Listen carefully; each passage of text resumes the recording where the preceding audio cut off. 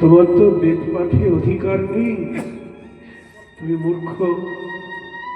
তাই তোমাকে এই 16 নাম 32 অক্ষর যুক্ত একটি মন্ত্র দান করছি। এই 16 নাম 32 অক্ষর যুক্ত মন্ত্রটি তুমি জপ করবে, কীর্তন করবে।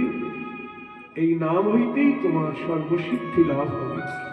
জয় গৌর হরি বল। সেই থেকে আমি এই মহামন্ত্র নাম জপ করি, কীর্তন করি। আর তুমি যে আমাকে বললি তুমি হাসো, কাঁদো, নাচো, গাও, ভাবুকের ধর্ম যাজন করো। দেখো, আমি নিজের ইচ্ছায় নাচি না, কাঁদি না, হাসি না। ওই কৃষ্ণ নামই আমাকে হাসায়, কাঁদায়, আমাকে নাচায়, আমাকে পাগল করে দেয়। তাই গৌর হরি বল।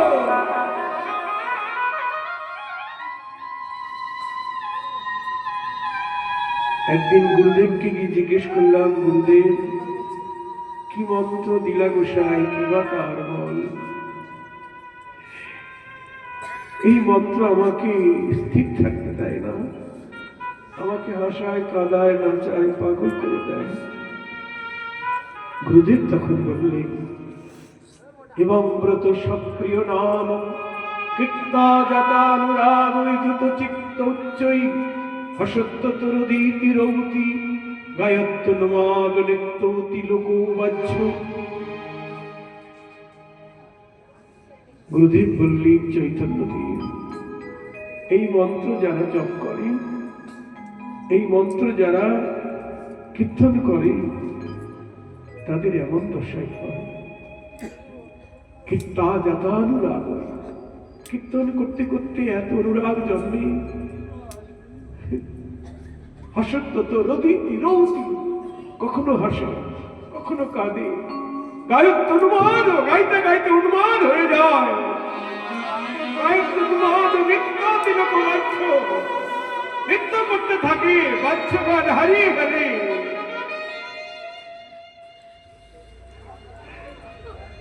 কখনো হাসে, কখনো কাঁদে।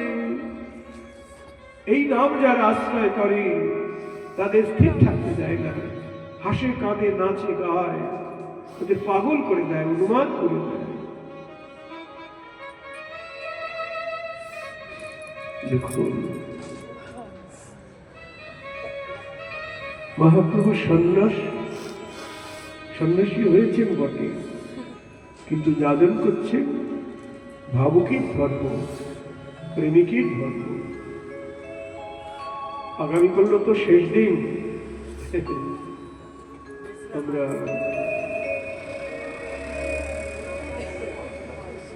তার অবতারের মুখ্য কারণ আস্বাদন করব এবং রাগমার্গ ভক্তির কথা আস্বাদন করব। যদিও চৈতন্য ভাগবতে এই বিস্তারিত আলোচনা নেই, তো মহাপ্রভু এবার সেবা সঙ্গনী সংকীর্তন বিলাসে নৃত্য করছেন। হঠাৎ একদিন নৃত্য করতে করতে আপনজনকে পেয়ে, মানে সেবা সঙ্গনে যারা এসেছেন, অন্তরঙ্গ ছাড়া তো বহিরঙ্গ লোকের সেবা সঙ্গনে প্রবেশ নিষেধ। দরজা বন্ধ করে ওখানে হরি সংকীর্তনে বিলাস হয়। বিজাতীয় লোকের প্রবেশ নিষেধ। তা প্রভু হরি সংকীর্তনে বিলাস করছেন। হঠাৎ নাচতে নাচতে ঈশ্বর আবিষ্ট হল। ঈশ্বর ভাবে আবিষ্ট হয়ে গৌর হরি শ্রীবাসীর বিষ্ণু খাটে গিয়ে উঠে বসলেন। বিষ্ণু সিংহাসনে বসে বলছেন, মই সেই কৃষ্ণ, মই সেই বিষ্ণু, মই সেই নৃসিংহ, মই সেই বরাহ, মই সেই বামন, মই সেই রাম, মই সেই নারায়ণ। বলছে মই সেই কৃষ্ণ, মই সেই নারায়ণ। এই শ্রীবাসিয়া, আমাকে দেখ।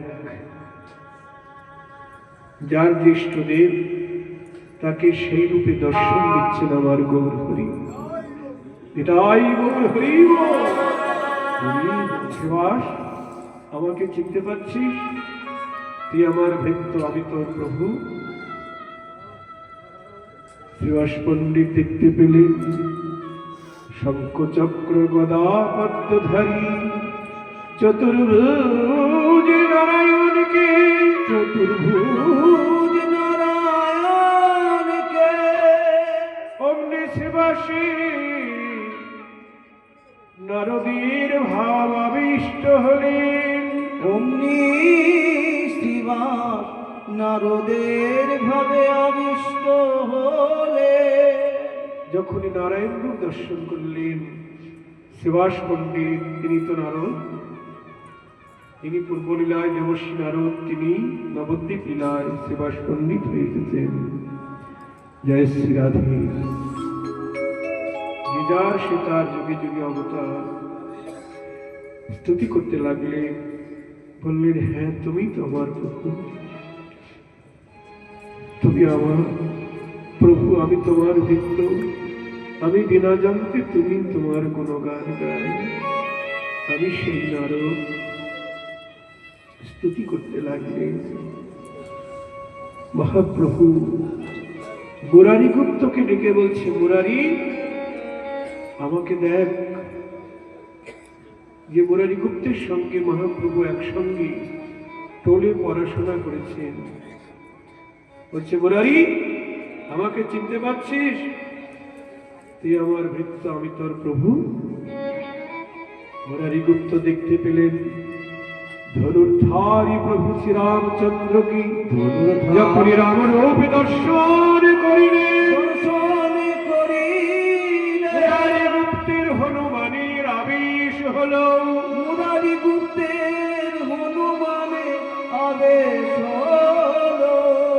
মুরারি গুপ্ত হনুমানের আবেশে শুধু রামকে নয়, দেখতে পাচ্ছে বামেতে জানকী, পূবে দক্ষিণে লক্ষণ, দক্ষিণে লক্ষণ। ওই রূপ দেখা মাত্র মুরারি গুপ্ত হনুমানের আবেশে রামচন্দ্রকে স্তুতি করতে লাগলেন। রামচন্দ্রকে স্তুতি করতে লাগলেন। গৌর হরি বলছেন, নারা কোথায়? নারা,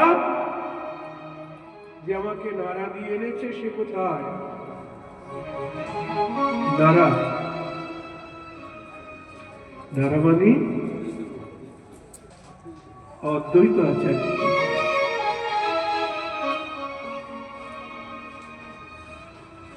শান্তিপুরের বুড়া মালি, শান্তিপুরের বুড়া মালি, বৈকুণ্ঠের বাগান খালি, বৈকুণ্ঠের বাগান খালি, করিয়া নিল এক চারা, করিয়া নিল এক চারা।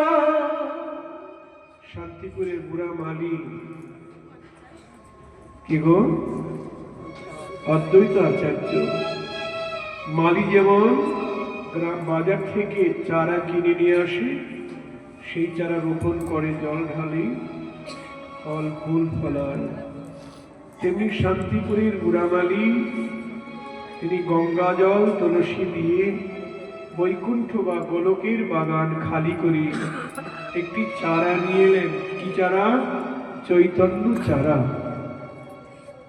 নিতাই মালিরে পায়া চারা তার হাতে দিয়া, নিতাই মালিরে পাইয়া হাতে চারা তার তাহার হাতে দিয়া, যতনের পিতে কইল নারা, যতনের পিতে কইল নারা।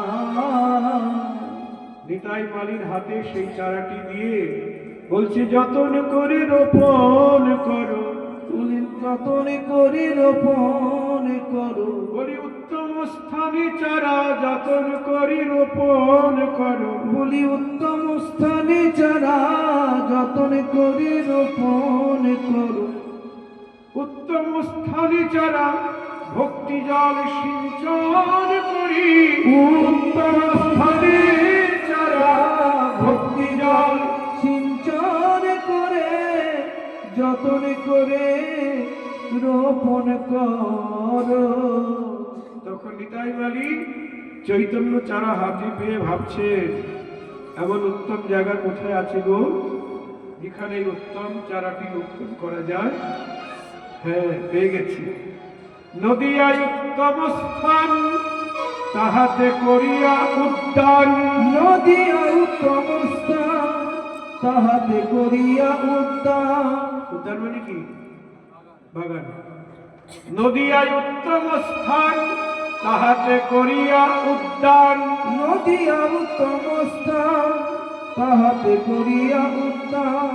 যতনের পিল তরুমালি, যতনের পিল তরুমালি, রোপণ করিল রোপণ করিল